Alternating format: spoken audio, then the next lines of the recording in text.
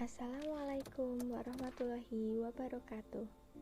Selamat datang pada tayangan video PKM GFK kami yang disusun oleh Ihmawati Nurlaili NIM A3101800006,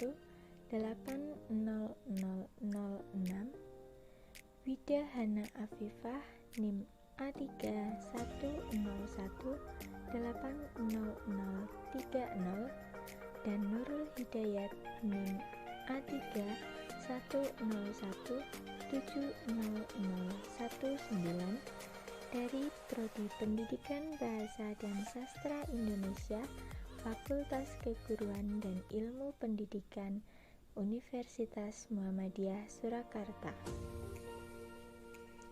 Pada kesempatan kali ini, kami akan menayangkan video PKM GFK yang berjudul Internasionalisasi Bahasa Indonesia melalui Karawitan Jawa.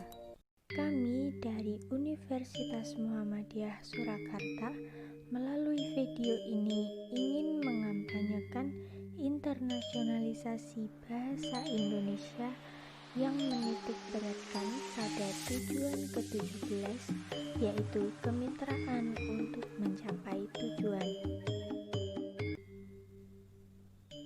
Definisi dari bahasa itu sendiri adalah suatu alat komunikasi yang paling lengkap dan efektif untuk menyampaikan ide, pesan, maksud, perasaan, dan pendapat kepada orang lain. Bahasa Indonesia sendiri mulanya lahir pada Sumpah Pemuda tanggal 28 Oktober 1928.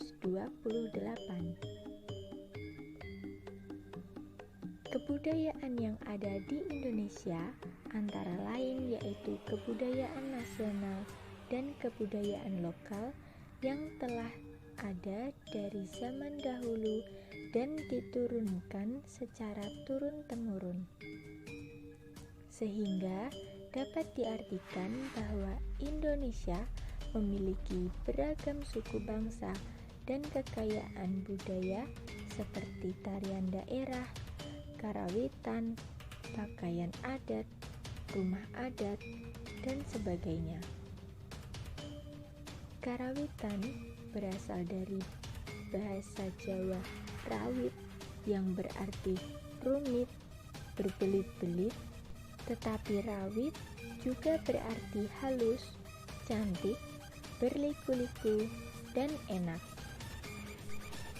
Karawitan adalah seni musik tradisional Jawa yang diajarkan secara turun-temurun dari zaman dahulu oleh nenek moyang pada zaman kerajaan. Budaya ini diajarkan sesuai dengan perkembangan zaman, namun tidak meninggalkan keasliannya. Karawitan dikenal sejak zaman Raja Syailendra.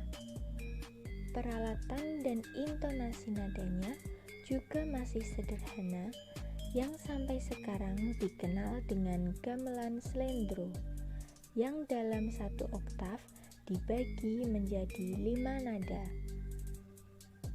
Zaman dulu, masyarakat di luar keraton tidak boleh mempelajari karawitan.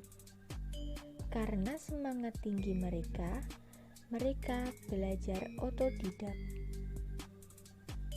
Dan sekarang banyak yang mengembangkan karawitan. Minat warga negara asing untuk belajar karawitan bisa saja lebih besar daripada minat warga negara sendiri, asalkan pribumi Indonesia tetap melestarikan dan memfasilitasi sanggar-sanggar karawitan. Tidak sedikit orang asing yang menetap di Indonesia untuk belajar karawitan.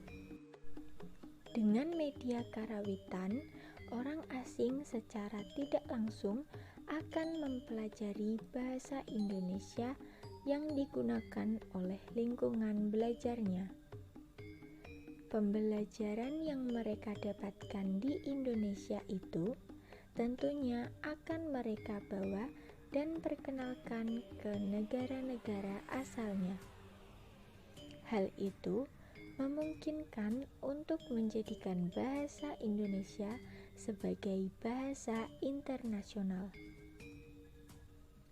Australia Plus ABC Internasional yang tengah berada di Canberra melihat langsung proses latihan gamelan di KBRI Canberra.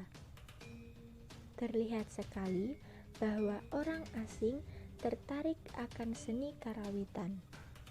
Hal ini menjadi peluang besar untuk bahasa Indonesia bisa masuk dalam sendi-sendi kehidupan orang asing. Ketika mempelajarinya, banyak sedikit bahasa Indonesia yang diserap oleh orang asing tersebut akan menjadikan internasionalisasi bahasa Indonesia yang mungkin secara perlahan namun pasti. Sekian tayangan video dari kami. Terima kasih atas perhatiannya. Wassalamualaikum warahmatullahi wabarakatuh.